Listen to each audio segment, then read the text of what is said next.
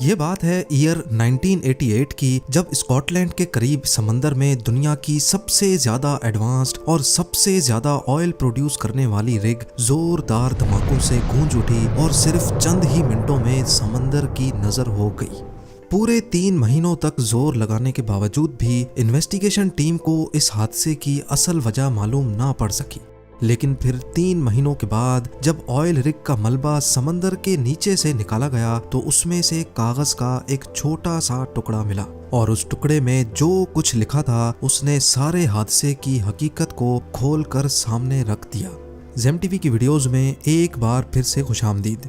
नाजरीन, 1976 में स्कॉटलैंड के शहर एबरडीन से 190 किलोमीटर दूर वीरान समंदर के ठीक इस हिस्से में ऑफशोर ऑयल प्लेटफॉर्म, जिसको पाइपर अल्फा कहा जाता था, उसने ऑयल की एक्सट्रैक्शन और प्रोडक्शन का काम स्टार्ट किया।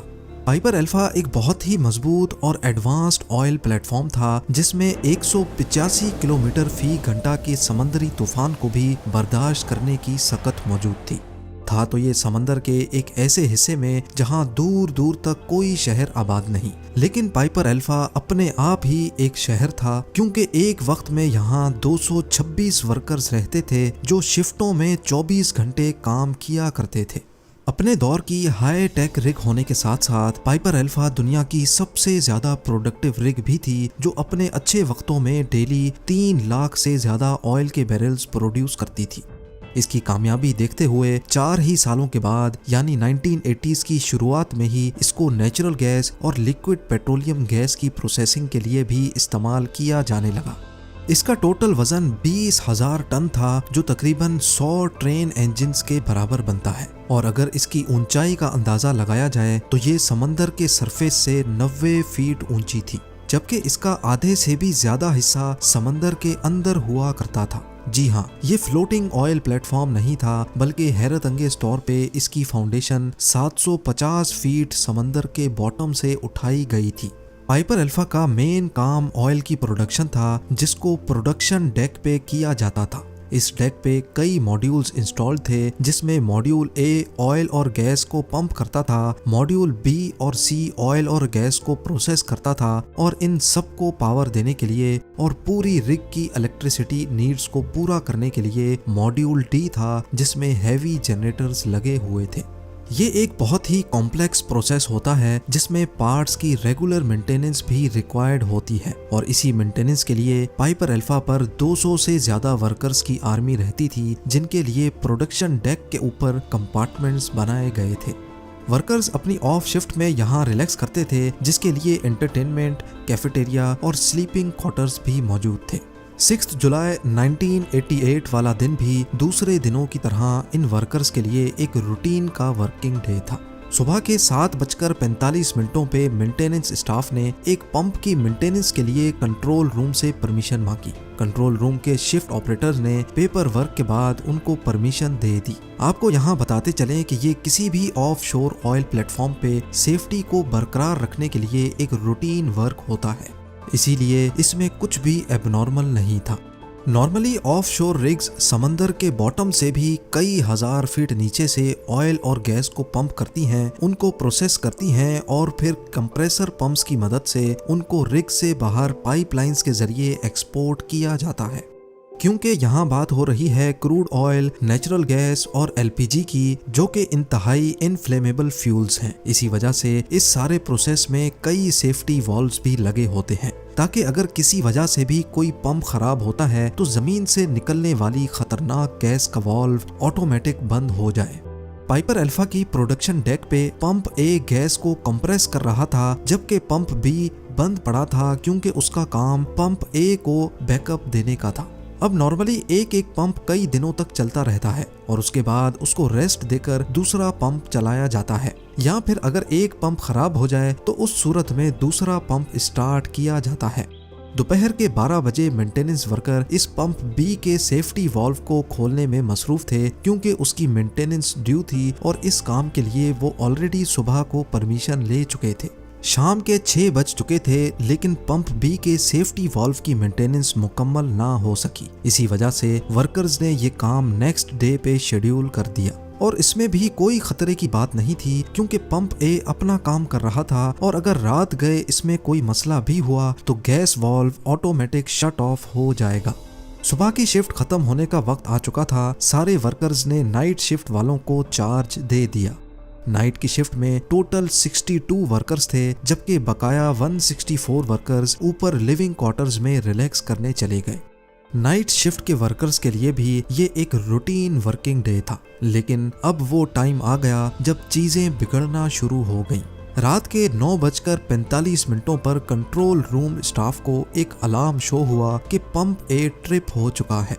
ये पंप गैस को 78 एटमॉस्फेयर पे कंप्रेस करता था। ये इतना ही प्रेशर है जितना गाड़ी के टायर में हवा के प्रेशर को 50 टाइम्स बढ़ा दिया जाए। पंप ऑपरेटर की एक टीम पंप ए के पास गई और उसको रीस्टार्ट करने की कोशिश की। नॉर्मली पंप आसानी से स्टार्ट हो जाता है, लेकिन इस बार वो नहीं हो रहा था। अब कंडीशन ये थी कि जमीन के नीचे से गैस मुसलसल टैंक में जमा होती जा रही थी और अगर अगले आधे घंटे तक पंप ना चला तो गैस वाल्व बंद हो जाएगा और इसके साथ ही पूरी रिग का प्रोडक्शन प्रोसेस भी। बेशक ये इतना डेंजरस तो नहीं था, लेकिन वर्कर्स रिग के शटडाउन को हर कीमत पर अवॉइड करना चाहते थे। ऑपरेटर्स के पास अब सिर्फ एक ही ऑप्शन बचा था कि बैकअप पंप यानी पंप बी को स्टार्ट किया जाए। लिहाजा वो कंट्रोल रूम गए और मेंटेनेंस शीट में देखा तो मालूम पड़ा कि सुबह की शिफ्ट वालों ने पंप बी पर अभी तक मेंटेनेंस का काम स्टार्ट ही नहीं किया।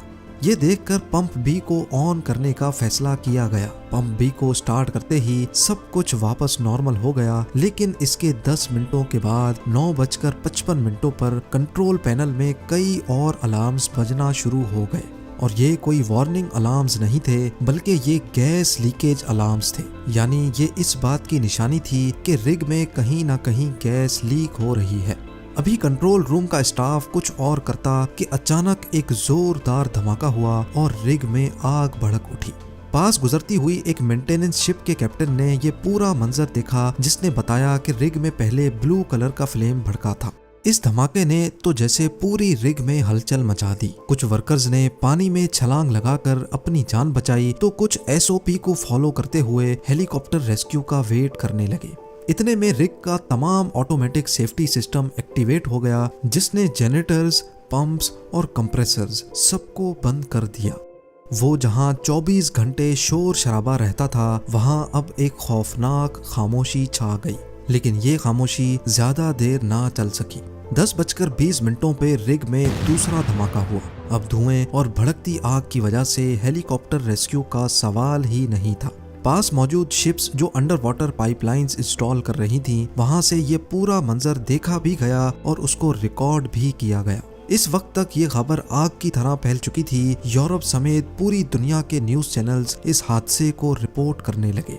अभी आग बुझाने के लिए कुछ और किया जाता कि एक तीसरे धमाके ने पूरे पाइपर अल्फा को हिला दिया, जिसके नतीजे में प्रोडक्शन मॉड्यूल्स और लिविंग क्वार्टर्स समंदर में जा गिरे। वो दिन जो एक रूटीन वर्किंग डे था, वो अब तारीख का अफसोसनाक दिन बनने जा रहा था। पाइपर अल्फा के हादसे में 167 वर्कर्स अपनी जान से हाथ धो बैठे, जबकि 59 वर्कर्स इंतहाई मुश्किल हालात में अपनी जान बचाने में कामयाब हुए। पहले धमाके से लेकर तीसरे धमाके तक पाइपर अल्फा को तबाह होने में पूरा 1.5 घंटा लगा और इस खबर ने सबसे बड़ा धचका ऑयल इंडस्ट्री को दिया। दूसरी रिग्स पर काम करने वाले वर्कर्स ने अपनी जॉब से रिजाइन करना शुरू कर दिया और कई ऑयल प्लेटफॉर्म्स को सेफ्टी चेकअप्स के नाम पे बंद कर दिया गया। सबसे बड़ा सवाल ये उठाया जा रहा था कि आखिर इतनी एडवांस्ड और इतनी प्रोडक्टिव रिग कैसे तबाह हुई। एक इन्वेस्टिगेशन टीम कायम की गई जिसको इस मामले की तह तक जाना था, लेकिन उनके पास फोटोग्राफिक एविडेंस और चंद चश्मदीद गवाहों के सिवा और कुछ भी नहीं था।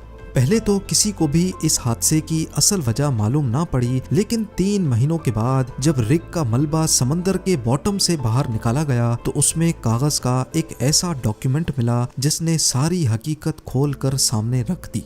हादसे वाले दिन सुबह को 7:45 पर जब मेंटेनेंस टीम ने पंप बी की मेंटेनेंस की परमिशन मांगी थी, तभी उन्होंने पंप बी के सेफ्टी वाल्व को भी मेंटेन करने के लिए एक अलग डॉक्यूमेंट पर परमिशन मांगी थी और इन्वेस्टिगेशन टीम को यही डॉक्यूमेंट मिला था।